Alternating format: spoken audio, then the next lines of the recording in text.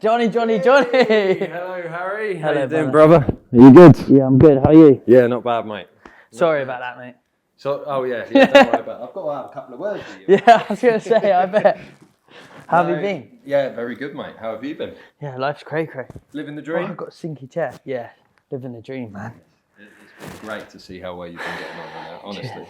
Cheers. You've been smashing it, mate. Me And too. let's go over it. But what happened in the show, game's a game, no hard feelings. I think you played it well, mate. And I could have easily been a traitor as much as you could have been, and I would have had to make some dodgy decisions as well. We had said it. We said it when we was in there, wasn't it? It was like we had literally had the chat and was like, we wouldn't hate. Like I remember you said to me, look, if you had to get rid of me and was a traitor, I wouldn't hate you. Yeah, I know. I was like, that same night, I was like, right. Cheers, Johnny. That's I know. That makes me feel better. Have you found it since after the Traitors? Mate, life is cray. It's been mad, hasn't I mean, my feet haven't touched the ground. It's like yeah, I've got that good, feeling on one side. Oh, you can't stitch me up like that. Oh, surely. why are you taking the mickey out of my leg We've already? only just started. Just got here, mate. We've only just started. Nah, but I think I love the sort of the difference that it's sort of done to my life, like the 360. Yeah. Because obviously I say this to a lot of people that they don't, and you'll understand it. Especially, it's like from the age of 16, Monday to Friday, you knew where you was, you knew what you had to wear, you knew how your boots needed to be shined, and then you don't realise it, but you don't have to think at all. You don't have to think at all. Yeah. And then now it's like, that's what I think the exciting thing is. It got so similar for 6 years, and then now it's like completely different. Every day is like you meet new people. We're doing this here today. It's like, that's the exciting thing about it, and I think that's what I've been so blessed to get from the Traitors as well. Do you reckon you would have left? Would it not have been for your injury, or would you have stayed? That's a really interesting question. And so I was always army through and through. I was always like, that's what I want to do. When I was in there, I'd done my tour of Afghan, I'd done what I wanted to do, and I was like, yeah, I love it. But there was always that other side of me was like, I felt like I was missing out on everything else, which sounds crazy. Because all my civvy friends were looking at me thinking they're missing out. Yeah. And I was looking at them going, oh, I'm missing out on all that typical 20s stuff you do. When actually, I did a lot cooler stuff in reality. Yeah, but I think you always think the grass is greener. So there was a side of me that was thinking about leaving, but that was purely because I've met a girlfriend when I was younger. Do you know what I mean? Yeah. And all those things are very much a reason to leave at the time or question leaving. But I think I would still be in if I didn't get injured. Really? Honestly, I was career man, mate, all the way to the top. I'd be Field Marshal of the Army now. I was that typical kid in my generation. I was out in the woods, had a backpack full of toy guns and things like that. But take that all aside, I was always very aware of what was going on around me. I was always very aware that I was born in a country that has a lot. So I wanted to join so I could go to Afghanistan to help the guys that were getting bullied around by the Taliban. And, I kind of saw that firsthand. So for me, it was very much, which is lovely to see in yourself as well, because I can see that empathy side of you. You naturally, you want to help others. I think not many people understand that most people actually join the army because they want to do good and they want to help people. And that was my reason. Look at that for an answer. No, but I'm not going to match that. So you might as well move Why on. did you join the army, Harry? Yeah, I mean, like my growing up, my idol was always my granddad, and he was in the paras. Yeah.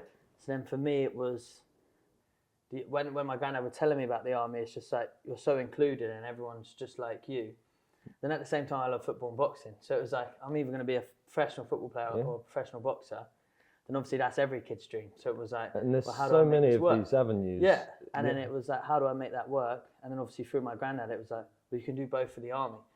I joined, and then obviously going through all the testings you do through the assessment centre, that's when the trade obviously came about. And my mum was she was obviously a lot smarter than me and was like, just get a trade first and you can go and do whatever you want. And then that's how I went down the avenue of becoming a helicopter engineer.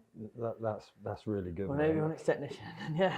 And how did you find working on the helicopters and aviation? Yeah, it was cool because I still don't understand how I've managed to do it. You get used to it so quick that the excitement goes away pretty quick. Like I'd be driving around in tanks and that, and I'd be like, yeah, and they'd be like, that's well good. I'd be like, no, it's boring. Yeah. And that's what I mean when you talk to someone about it. They're like, wow. Whereas it's Yeah. to me, it's like when I've said it to people, like, oh yeah, I did this, this, and this, and I was only 18, and they're like, that is mental. And then it's like, oh, I've been deployed overseas, fixing this, this, and this, Yeah. and it's like, do you realise what you've done? It's mad, isn't it? Work, I was it? driving around in tanks in Germany before I had my own car. Yeah, exactly. That's crazy. Did you do much like AT side in the army as well? I managed to do like skiing, paragliding, I've done loads, man. Yeah, I never really got the chance. I think it's crazy to look back on it now and think I was going on to my 7th year, and to think that like I still had so much to explore and stuff is mental. But I mean, that just shows the sort of depth that the army has that you can go and do. You know, like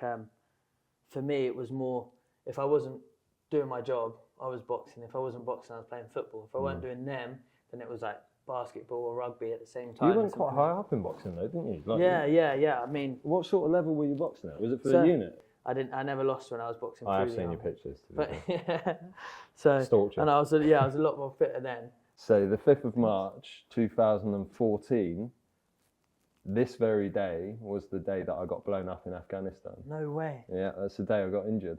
That's crazy. And it's mad, really, and it shows you how time keeps going on, because we're talking like 2014, so like 10 years ago. I was 13. Was you really? Oh, that's just a teenager.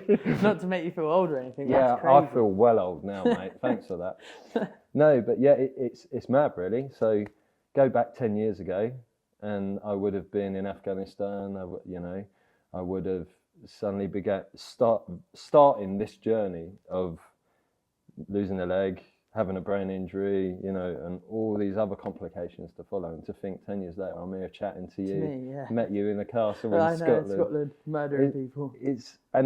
My life has been an absolute roller. I know people say life's like a roller coaster. I definitely went on a sort of journey myself to focus inwards for the first time ever. I'm forever putting everyone else before my own needs. Yeah. How on earth and if I want to help people, how on earth can I ever help people if I don't know who I am? Yeah. The best advice I can give you is to truly find who you are and start a new adventure. The past and the future doesn't exist. It's all about living in the now, and I don't think many of us actually live now. No, live now. We're always thinking about yesterday or the next day. Yeah, I know. I think that's obviously enjoy the moment. Through my military career as well, I had that sort of click in me when something happened at 21, and it was like deep. Yeah. And then I think I know that feeling. and it was like through the resilience. It's weird because it's so similar but yet so different. Yeah. So it's like. But I reckon I see that too. Yeah, and you still have that characteristics from the army that's helped us both get through it. And I think that's what the military allows you to value everything. And I think that's survival triangle. Yeah. Of roof over your head, food in your and tummy. you're way better off, like you said, you're way better off than so many people in this world. And I think it's just appreciating everything you have. Isn't it? Yeah. And I mean, on the outside now, I think I've just been so lucky and blessed to obviously have the military in my life, because I'll now have the attributes that I'll carry with me for the rest of my life.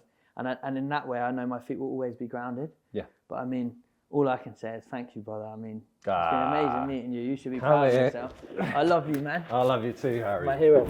Yes, lad.